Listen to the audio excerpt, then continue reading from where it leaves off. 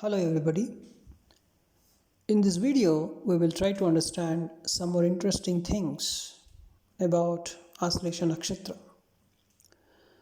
See, Aslesha Nakshatra is basically treated as a cold-blooded nakshatra.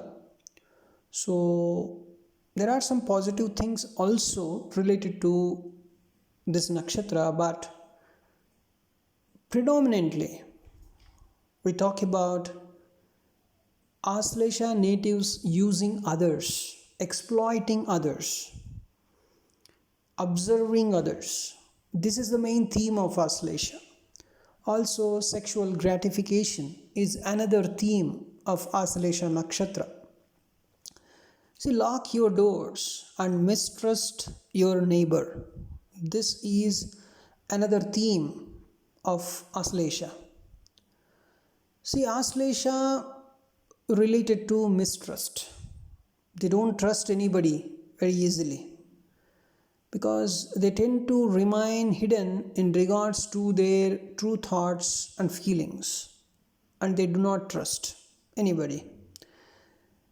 They do not form intimate bonds with others. See, sexual gratification, those things are okay. But intimate bonds means revealing everything about themselves. They don't do it and will mistrust their most closest family members also. And they are, however, highly protective towards their kith and kin and will ward off suspicious intruders in the most ruthless manner. So, once they love and they try to protect their kith and kin and they do anything for them, kind of. Aslesha natives can be the most mean and stingy in regards to financial affairs, and their miserliness never pays in the end, as they always end up having losses one way or the other. So, whatever they save, they would lose one day.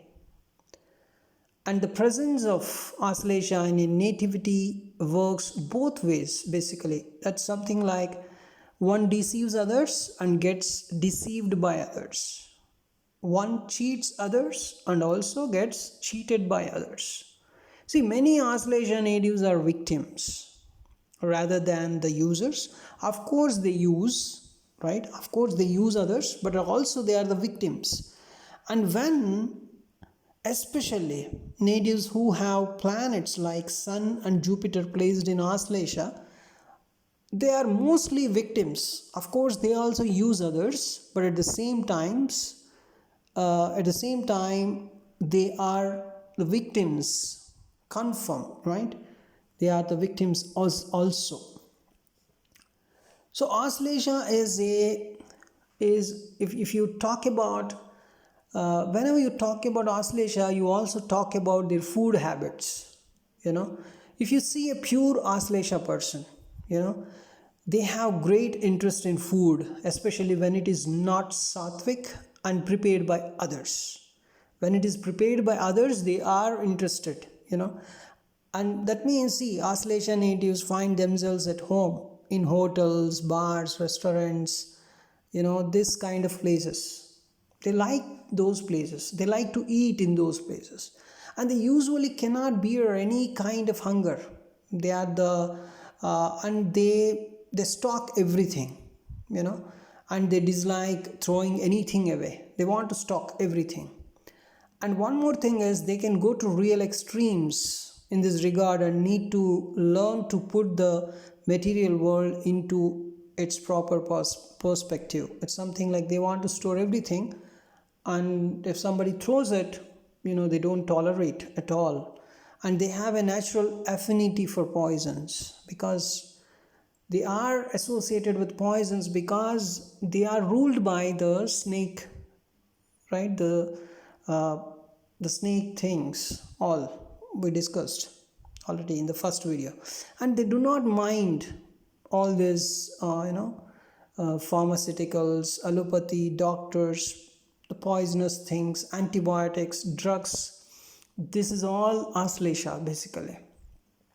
And Aslesha natives enjoy business activities having some kind of crookery, some kind of, you know, deceiving others, cheating others. They like it, they enjoy. And they never employ straight methods in business and want some type of cheating, some kind of deception to be involved in the business activities that they do. And they find humor also, in tricking others, in deceiving others. They find humor. And they like mental games and strategy. They delight, basically, they delight in cheating others, right? So if one thinks of the characteristics of cats and snakes, that's it. That is Aslesha. The cunningness, calculativeness, caution, cold-bloodedness, right? These are all the common traits, among cats and snakes, and also Aslesha people generally. And the only way Aslesha natives can use these negative traits in a positive manner is by aligning themselves with universal will. It's something like they love cheating others. Let the person that they're cheating is a bad person, right? That's a good thing, right? So that would be according to the universal will. That seems positive. And another thing is, the key for utilizing Aslesha in a positive way is to overcome one's innate selfishness, the pure selfishness that they have. If they come out of that one, let us say you are associated with an Aslesha person. Somehow you create a situation for them that they come out of that innate selfishness. Why they are doing all these things, cheating others, mistrusting others, hiding everything, and kind of, continuously observing, continuously suspecting others, all these kind of things, why they are doing? They're very, very insecure about their life, right? So once you show them that even if they are insecure or secure, it doesn't matter, right? If you show them that even if the Aslesha person is insecure or secure, it doesn't matter. They do not have anything to lose. Even if they have something to lose, and even if they lose it, it doesn't matter. If you put them in such a condition, yes, they are now just came out of their selfishness. And what happens? Once they come out of that selfishness, their suspiciousness turn into discretion. And the kind of willingness they have, the cheating, the deceptive behavior they have, it turns into wisdom.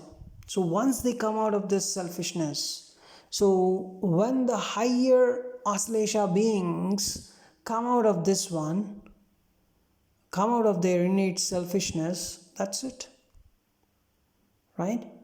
So that's why Aslesha is the first step on the path of spiritual awakening. It's the seed of spiritual awakening.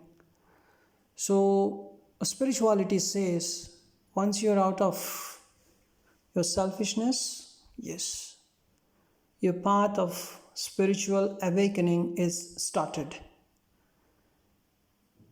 And that's it. So if you're able to completely remove the selfishness of an Aslesha person, that's it. You have a magical person with you. You have a very nice and pure-hearted person with you. See, one has to face all the dark demons of the inner psyche in order to come out and feel that shining, feel that purity, right? And Aslesha's natural tendency to look under the surface has to be utilized for understanding the hidden elements of nature's functionings. So they have that intelligence to observe, they have that intelligence to look under the surface. So if you are able to make them sit in a situation to come out of that innate selfishness, and that's it. They're able to they're able to be a very great people. And by default, Aslesha people have the power to inflict poison, right? Power to turn your mind, right? Power to make you, it's something like they have the power to deceive others. And you can see the symbolism. They have the serpent symbolism as well, right? And so this shows that Aslesha, with all kinds of sharp, venomous attacks made at one's enemy, and once again, the dangerous and naturally malefic potentiality, right, is coming into the picture here. And Aslesha is considered to be an active nakshatra.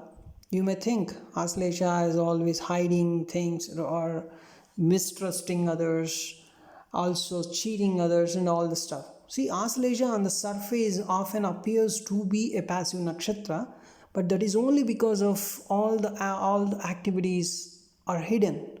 The activities are hidden, but how the native is performing the actions very actively, right? See, even if an Aslesha native seems to be physically passive, one will find that they are weaving many webs on the mental plane. They are thinking a lot on the mental plane.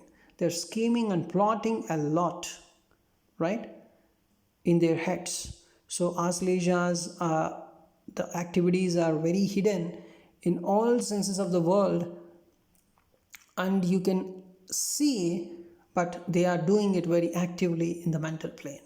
And in the present day and age, where all the workings of the even the politicians are, you take anything, right? They are doing everything secret way from the eyes of the public, but one cannot help but see a dominant role of Aslesha in the politics.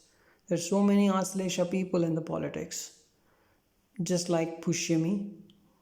Aslesha people are also in politics. How? It's just because they are active in the mental plane. They are really active, and it belongs to a Mlecha caste, right?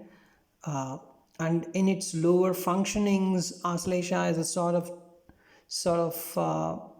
very very problematic for the society. In if you think the lowest Aslesha energy, then the people are like cheaters, oppressors, bandits, exploiters. But in its higher functioning, it relates to the yogi, who renounces the world because they are coming out of that innate selfishness. And the yogis are actually now that the yogi, the higher beings of Aslesha, are actually renouncing the world in the search of enlightenment. So in both ways, Aslesha doesn't seem to fit into the well-structured, civilized, the social structure, right?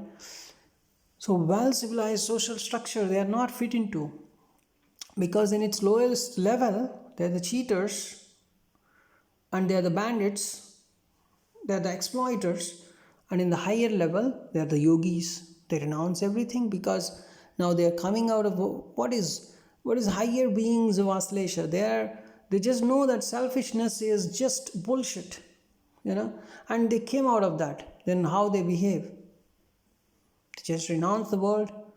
They just think, what is the use of all the property and what is the use of all the stuff, all the materialistic things? Just renounce. That's what they do. That is Aslesha. And it is a female nakshatra. See, since the ancient Vedic seeds have made this classification, this particular female nakshatra classification, you can see they have deceptive qualities, they have a lot of exploiting qualities, this ancient Vedic seers associated all these qualities with Aslesha, and these things generally they felt these are all relate more to the female of the species rather than the male. And one can notice that even male natives under the prominent influence of Aslesha have a feminine way about them. So ancient Vedic seers thought a kind of feminine quality. So in all these things, they associated this into a feminine nakshatra. And then bone joints like elbows, knuckles, kneecaps, the nails and the ears are the body parts related to this nakshatra. So Aslesha people, if you observe Aslesha natives, they do something with these, right? If you find a pure Aslesha native, that person may check your elbows, knuckles, kneecaps, nails, ears. They may continuously check it. By default, their eyes go there. And it is a primarily Kapha nakshatra. Kapha means watery nature. And this is due to its relationship with the sign Cancer, because it is inside the Cancer sign. Of course, it is the last part of Cancer sign, completely in the Cancer sign only, which is a watery sign. And most serpent deities are actually having Kapha characteristics, like laziness, indulgence, all this, right? So, and you can see it is related to the directional range. If you observe the directional range of Aslesha, it covers the northwest to the north, so northwest is basically treated as Vayuvya, a north, right? Northwest to the north.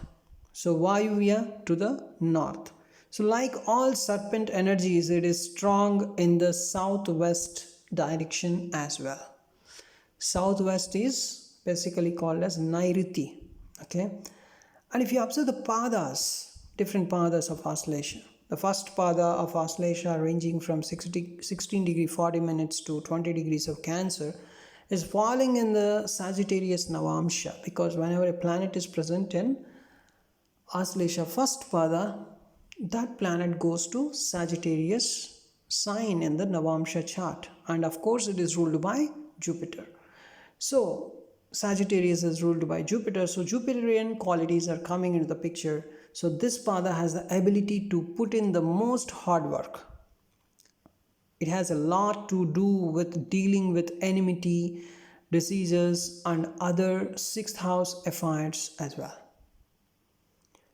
And if you observe, so you can see Aslesha first pada is most hardworking, and of course it generally deals with enmity, diseases and all this stuff as well. And the second pada, if you observe, it is ranging from 20 degree.